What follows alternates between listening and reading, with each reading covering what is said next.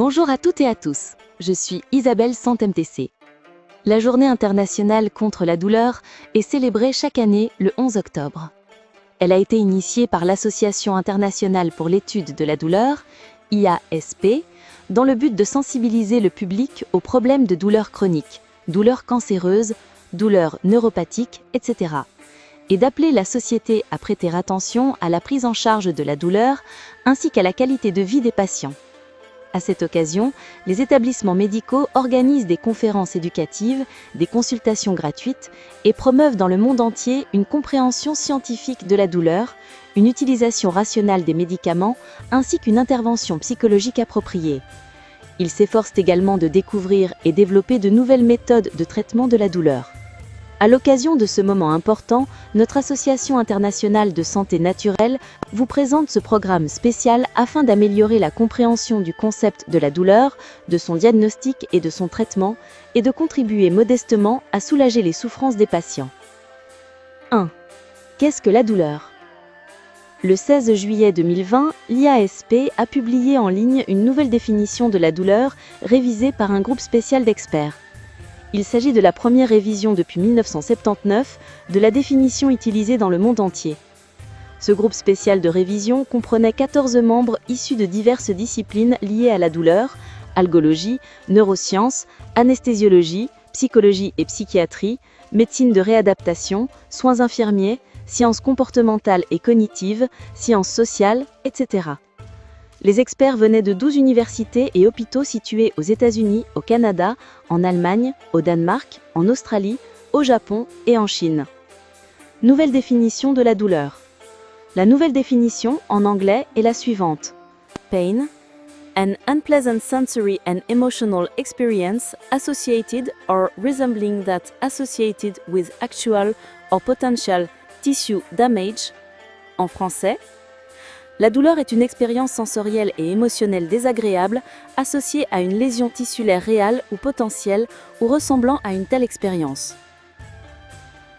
La nouvelle définition s'accompagne de 6 précisions complémentaires. 1. La douleur est toujours une expérience subjective, influencée à des degrés divers par des facteurs biologiques, psychologiques et sociaux. 2. La douleur est distincte de la nociception. L'activité des neurones sensoriels et des voies nerveuses ne représente pas à elle seule la douleur. 3. Les individus peuvent apprendre et comprendre la signification de la douleur à travers leur expérience de vie. 4. Les déclarations des patients concernant leur propre douleur doivent être acceptées et respectées. 5. La douleur est généralement une sensation adaptative et protectrice, mais elle peut aussi avoir des effets néfastes sur le fonctionnement physique, la santé mentale et les interactions sociales. 6. Le langage n'est qu'un moyen d'expression de la douleur. Une incapacité à communiquer verbalement ne signifie pas qu'une personne ou un animal ne ressent pas la douleur. Pour les patients et les médecins, les 2 éléments les plus importants concernant la douleur sont 1. La cause, étiologie. 2. Le mécanisme pathologique. Une fois que ces 2 éléments sont compris, la douleur peut être efficacement traitée. Cependant, il est regrettable que dans sa longue définition de la douleur, IASP ne mentionne ni la cause ni le mécanisme de la douleur. De plus, lors de la révision de cette définition, la compréhension et la pratique de la médecine traditionnelle chinoise n'ont pas été prises en compte et aucun expert en MTC n'a été invité à participer à cette révision. C'est profondément dommage car la médecine chinoise combat la douleur depuis au moins 5000 ans. Au cours de ces 5000 millénaires de lutte contre la douleur, la MTC a accumulé d'innombrables récits fascinants et des expériences précieuses.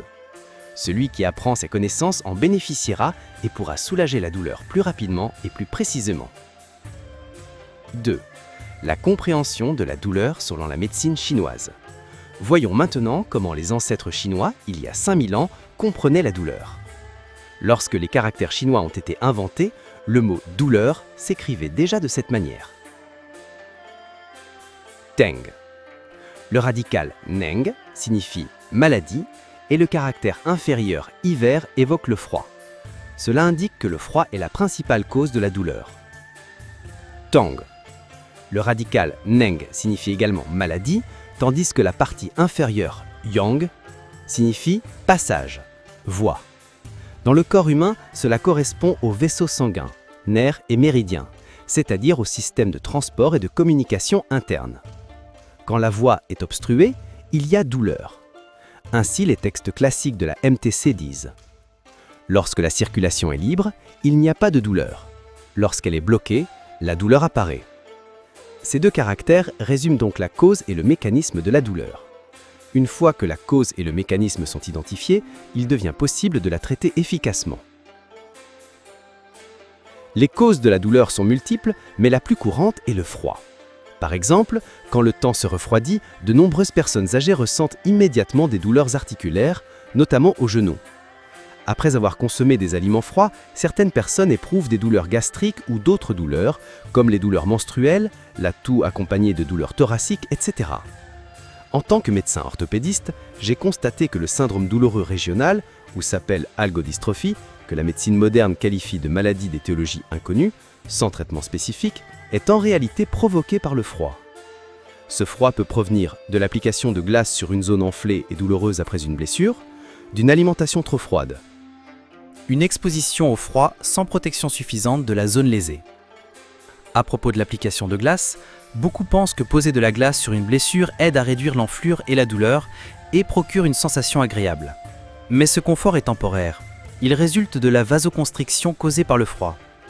Si le froid pénètre profondément, jusqu'à la moelle osseuse, il provoque une ischémie osseuse. Même après le retrait de la glace, la circulation sanguine à l'intérieur de l'os ne se rétablit pas rapidement, ce qui entraîne cette maladie.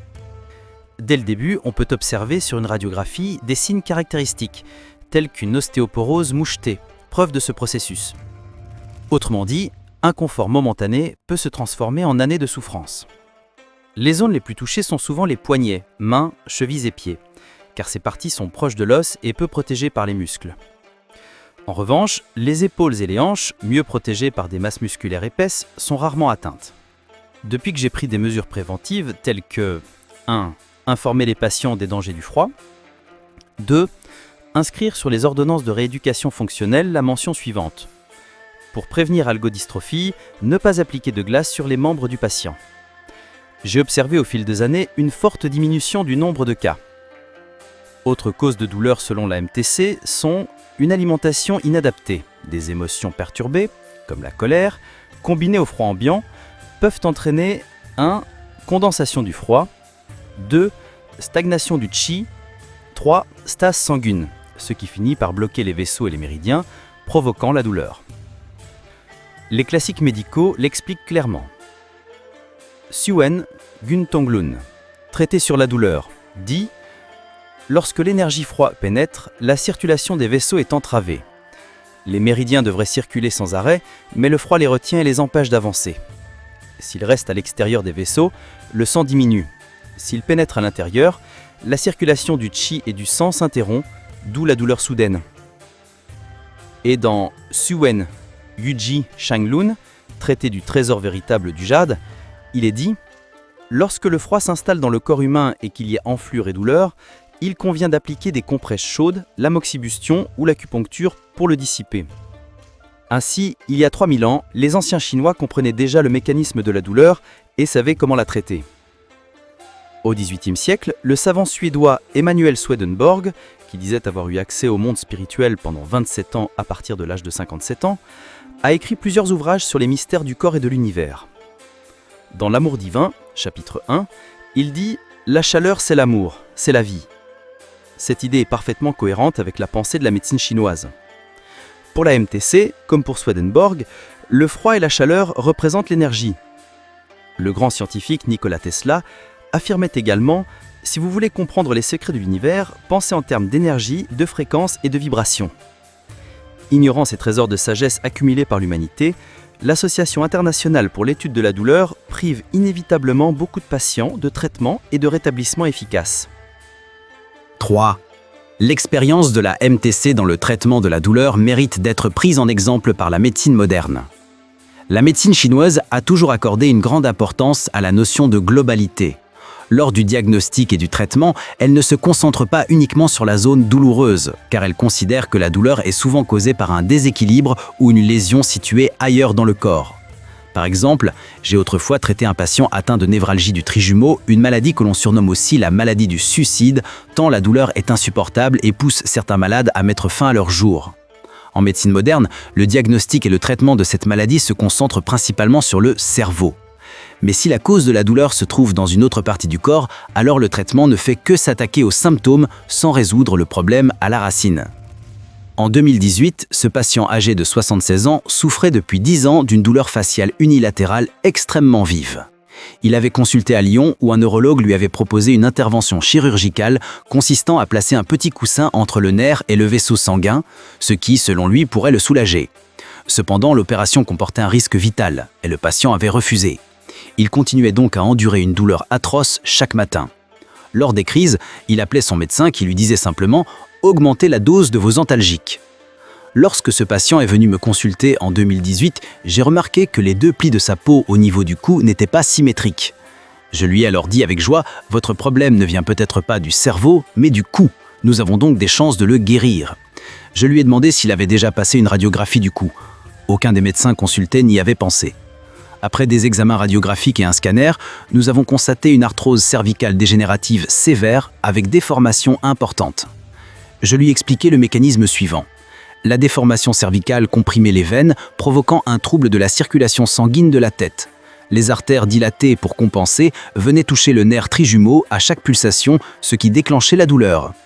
J'ai donc entrepris un traitement ciblé sur la région cervicale à raison d'une séance toutes les 2 semaines, tout en lui enseignant 2 exercices de Qigong destinés à mobiliser le cou. Dès le lendemain de la première séance, il a diminué de moitié la dose de ses antalgiques. Après 3 séances, la douleur de décharge électrique, la plus insupportable pour lui, avait disparu. Au bout de 3 mois et demi, la douleur avait totalement disparu, ne laissant qu'une légère sensation de tressaillement qu'il jugeait insignifiante. Nous avons alors arrêté le traitement et je lui ai conseillé de continuer les exercices de Qigong quotidiennement. 4 ans plus tard, la douleur est revenue. Je lui ai demandé « Continuez-vous à faire les 2 exercices que je vous avais appris ?» Il m'a répondu « Oui ». Je lui ai demandé de me les montrer et les exécuter totalement de travers. Je lui ai réexpliqué, mais à 80 ans, il avait du mal à les réapprendre. Je lui ai alors écrit quelques mots sur un morceau de papier et je lui ai dit « Récitez ces mots chez vous aussi souvent que possible ». Il a récité ces mots pendant 3 semaines sans résultat, mais au bout de la 4e semaine, la douleur a soudain disparu. Ce cas montre qu'il ne faut pas toujours chercher la cause au niveau de la douleur elle-même. Il faut parfois explorer d'autres zones du corps susceptibles d'en être responsables. Ainsi, une douleur de tête peut provenir des pieds, une douleur oculaire peut être liée au foie, une douleur à la main gauche peut être causée par le pied droit, etc. Le corps humain est un tout indivisible. Un médecin qui ne cherche la cause que dans la zone douloureuse ne la trouvera souvent pas car la médecine moderne étudie le corps uniquement dans un monde tridimensionnel. Or, les scientifiques supposent que l'univers possède 11 dimensions et que notre monde à 3 dimensions n'est qu'une projection d'un espace à 4 dimensions. Tout ce qui existe dans le monde tridimensionnel est déterminé par la 4e dimension, invisible aux yeux humains et donc hors du champ d'étude de la médecine moderne. C'est pourquoi certaines maladies échappent à toute explication ou diagnostic selon les méthodes de la médecine moderne. La médecine chinoise, en revanche, s'intéresse principalement au monde invisible, à des dimensions plus élevées que la 3e, ce qui explique pourquoi elle parvient parfois à guérir aisément des maladies que la médecine moderne considère comme incurables. Pour ceux que ce sujet intéresse, je vous recommande de regarder notre ancienne vidéo « L'espace quadridimensionnel et la thérapie de l'esprit ». Ainsi, l'approche holistique du diagnostic et du traitement propre à la médecine traditionnelle chinoise mérite pleinement d'être étudiée et intégrée dans la médecine moderne. La combinaison de la MTC et de la médecine moderne peut considérablement améliorer l'efficacité du traitement de la douleur. Dans les pays occidentaux, le recours à la médecine chinoise présente un avantage particulier. Presque tous les patients qui consultent un praticien de MTC ont déjà effectué des examens médicaux dans les hôpitaux. Généralement, ces patients n'ont rien trouvé d'anormal aux examens, ou bien le diagnostic posé mais le traitement reste inefficace, ou encore les médicaments chimiques ne soulagent pas la douleur. Bref, après un examen complet dans l'hôpital, le diagnostic est déjà clarifié et les maladies graves ou vitales ont été écartées. Le praticien de MTC peut alors soigner en toute tranquillité, sans craindre de retarder la prise en charge d'une maladie grave, ni de manquer un danger caché que la médecine chinoise ne pourrait détecter. Dans ce contexte, consulter un praticien des MTC revient en réalité à pratiquer la combinaison des 2 médecines. Dans ma précédente vidéo, Symposium international d'acupuncture de Stockholm 2025, j'ai présenté 3 cas cliniques de ce type. Ceux qui ne l'ont pas encore vu peuvent aller la consulter. La méthode thérapeutique utilisée est le fruit de nombreuses années de pratique clinique. Elle repose sur l'anatomie occidentale tout en s'appuyant sur la culture chinoise ancienne et sur les technologies scientifiques modernes. J'ai ainsi mis au point une technique très simple, précise et efficace pour soulager la douleur, appelée le croisement et la correspondance corporelle 3C. Le 21 septembre 2025, lors du Symposium international d'acupuncture de Stockholm, j'ai consacré 2 heures et 49 minutes à la présentation de cette méthode devant des experts venus du monde entier. De retour à leur travail, ils l'ont immédiatement appliqué et ont tous fait part de résultats remarquables et rapides. Aujourd'hui, je vous présente un autre cas clinique. Une patiente de 38 ans, souffrant depuis 7 ans de douleurs sur le côté gauche de la cicatrice d'une césarienne, avait consulté de nombreux médecins et essayé divers traitements, tant chinois qu'occidentaux, sans aucun effet. Elle a finalement demandé à sa chirurgienne gynécologue de rouvrir la cicatrice pour voir à l'intérieur. Mais la chirurgienne lui a dit « Et si après avoir ouvert, nous ne trouvons rien? Nous refermerons. Et si la douleur persiste ?» Elle a donc refusé, invoquant l'absence d'indication opératoire. Lors de mon examen, la cicatrice ne présentait aucune anomalie visible, mais la douleur était constante, avec une forte sensibilité locale à la palpation. Selon la technique 3C, je recherchais un point douloureux sur le côté droit de la poitrine, mais n'en ai trouvé pas. Cela n'empêchait pas le traitement. J'ai inséré 2 aiguilles sur les points. Dès l'insertion, la patiente a ressenti un soulagement immédiat. Au bout de 5 minutes, la douleur avait nettement diminué. Après 20 minutes, elle avait totalement disparu. 3 mois plus tard, la douleur est reparue légèrement. Nous avons refait le même traitement et de nouveau, 20 minutes plus tard, la douleur avait complètement disparu. Sans aucune récidive depuis. Grâce à cette méthode, j'ai également guéri une patiente souffrant de douleurs dorsales depuis 30 ans. Les versions françaises, anglaises et chinoises du livre, détaillant la technique de 3C, ont toutes été publiées. Les liens se trouvent sous la vidéo. Ces 3 ouvrages ont été archivés par la Bibliothèque nationale de France en tant que trésor permanent de l'humanité. La douleur est le système d'alarme du corps humain. Elle nous avertit qu'un problème existe quelque part. Cependant, lorsque la douleur devient chronique, dépassant le rôle de signal d'alerte, elle n'est plus protectrice, elle devient une maladie en elle-même. Selon les statistiques, environ 20% de la population mondiale souffre de douleurs chroniques, et une part importante de ces patients subissent des troubles du sommeil, de l'anxiété, de la dépression, voire une perte de capacité de travail à cause de la douleur. La douleur altère silencieusement la qualité de vie. Pourtant, la médecine moderne, dans sa compréhension, son diagnostic et son traitement de la douleur, ne répond pas encore pleinement aux besoins des patients. Les médecins eux-mêmes devraient s'en montrer insatisfaits. C'est pourquoi, dans le traitement de la douleur, il est essentiel d'associer la médecine chinoise et la médecine occidentale. Ainsi, quand les examens modernes ne trouvent pas la cause, ou quand la cause est identifiée mais le traitement reste inefficace, ou encore quand les médicaments chimiques provoquent des effets secondaires importants, il faut se tourner sans tarder vers la médecine chinoise pour obtenir un meilleur résultat thérapeutique. Dans la pensée traditionnelle, on dit souvent « il suffit d'endurer, ça finira par passer ». Mais cette idée erronée fait perdre précieusement du temps aux patients. En réalité, grâce à la complémentarité entre les examens modernes, les antalgiques, l'acupuncture, le massage et d'autres approches naturelles, il est possible, par des moyens variés, d'aider la majorité des patients à se libérer de la douleur et dans bien des cas à guérir complètement. Je souhaite à tous les patients souffrant de douleur un prompt rétablissement et une vie belle, paisible et joyeuse. Merci de votre attention, à très bientôt.